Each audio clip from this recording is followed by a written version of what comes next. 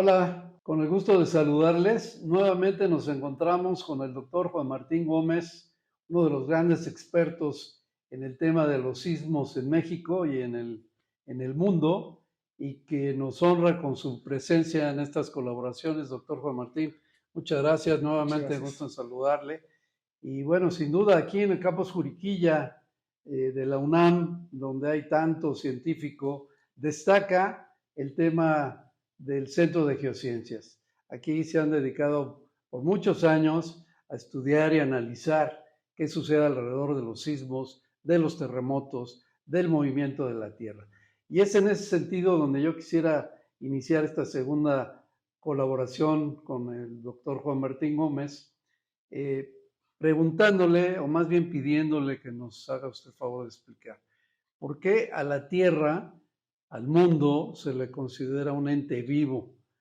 Porque uno puede pensar, pues es la Tierra, el mundo, pues ahí está, ¿no? Pero entiendo que no es así. Me gustaría escuchar su comentario en ese sentido, doctor. Sí, gracias, licenciado. Bueno, la Tierra es un sistema dinámico. Eh, la, Hacia el interior, pues está dividida en diferentes capas. Tenemos, después de la corteza terrestre, grosso modo tenemos el manto terrestre, que es una cosa un tanto fluida. Después tenemos el núcleo externo, y que es líquido, entre comillas, y luego viene el núcleo interno, que es sólido. Bueno, lo interesante es que en el núcleo externo se generan precisamente las corrientes que van a generar posteriormente el escudo de la Tierra, que es el campo magnético. Ese es un escudo. Y mientras que en el manto se da toda una dinámica de corrientes convectivas, que es lo que mueve a lo que consideramos como bueno, denominamos nosotros las placas tectónicas. Estas ¿Correcto? placas tectónicas, pues en algunos lugares se deslizan, como en San Andrés. En otros lugares una se mete debajo de la otra, como en el caso del sur de México, que es en la trinchera mesoamericana, y en otros lugares simplemente pareciera que se separan entre ellas. Entonces, esa es parte de la dinámica de la Tierra. Y en función de esta dinámica, pues hay liberación de calor, hay generación de sismos, en fin, una serie de procesos que pues a su vez tienen consecuencias en el entorno. Esa liberación, por ejemplo, de calor a la atmósfera, pues va a contribuir a modificar el clima. También el agua de los mares va a tener diferentes temperaturas, va a crear corrientes. Y bueno, eso sin tomar en cuenta, por ejemplo, la otra parte, que es el intercambio que tiene la Tierra con el espacio. Entonces, de ahí que podamos definir que es un sistema, la Tierra como un sistema vivo. Si no hubiera esta dinámica de la Tierra, pues las temperaturas serían muy diferentes y creo que no estaríamos contando ahorita esta historia. Entonces, no es tan terrorífico la idea de que todo esto se mueva al interior de la Tierra. Al final somos parte de esa dinámica y pues tenemos que adaptarnos. Muy interesante.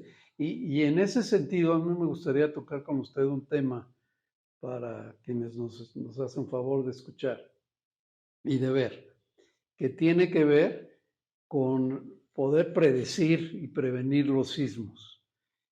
Con este avance tecnológico que hoy tenemos, que nos ha tocado vivir, bueno, a mí un poco más que a usted, los últimos 50, 60 años, lo que ha representado el avance tecnológico, que es impresionante, que hoy tenemos el mundo en un aparatito, en un teléfono. ¿Cómo es posible que no se haya podido llegar a, una, eh, a un mecanismo de poder anticipar los sismos y siempre pues, vivir con el Jesús en la boca en todo el mundo? Y claro, hay que enfocarnos a otros temas preventivos, pero no podemos predecir los sismos. ¿Qué opinión le merece esto, doctor? Sí, bueno, la predicción es algo que es una tentación, es algo que todo el mundo quisiera. Sin embargo, es algo muy difícil porque, por ejemplo, si uno se siente mal y va al médico, le dice, le cuenta su historia al galeno y le dice, bueno, pues tengo temperatura de hace 3 días, desde hace 3 días, le pregunta a uno qué comió, y cuáles han sido otro tipo de síntomas, etcétera, y la respuesta es inmediata en este diálogo. A la Tierra, ¿cómo le preguntamos? Ese es el primer punto. Y esa forma de preguntarle es a través de aparatos que llamamos, que son estaciones sísmicas. Pero las estaciones sísmicas generan una señal que nosotros vamos a analizar. Y eso sabemos que un sismo está asociado con el estado de esfuerzos de la Tierra. Entonces, quiere decir que hay fuerzas que están moviendo las placas tectónicas, pero no, sabemos que ahí se acumula energía durante millones de años.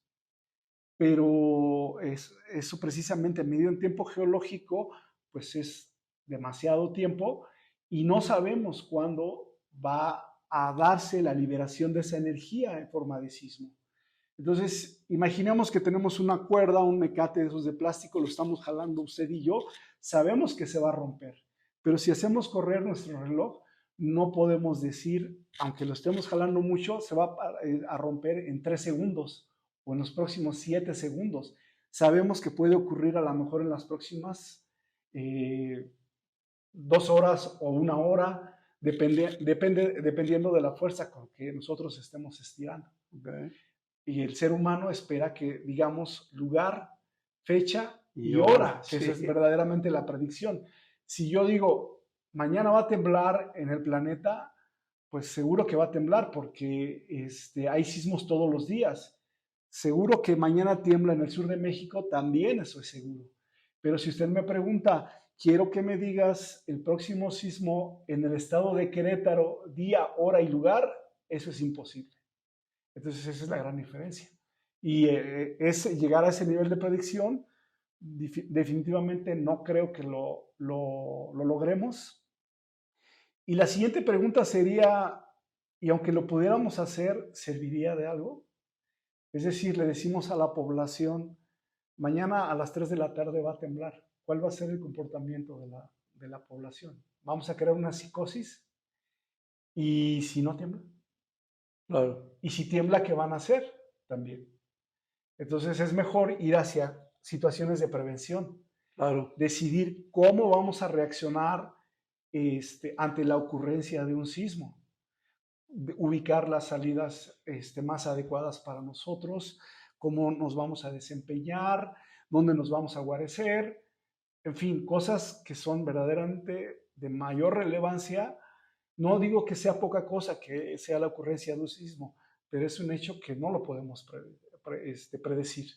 Entonces, ¿cómo debemos actuar ante la liberación de esa energía tan grande que pueda significar un sismo, por ejemplo, de mayor a 6.5 de magnitud en México y en cualquier parte del mundo? Tan solo en el caso de Turquía, por ejemplo, que fue un sismo de alrededor de 5.5, esos sismos ocurren mucho en el sur de México y sin embargo no causan tantos destrozos como en Turquía. ¿Por qué pasó eso? Pues básicamente porque fue un sismo muy superficial y encontró las condiciones adecuadas en el entorno para causar destrucción.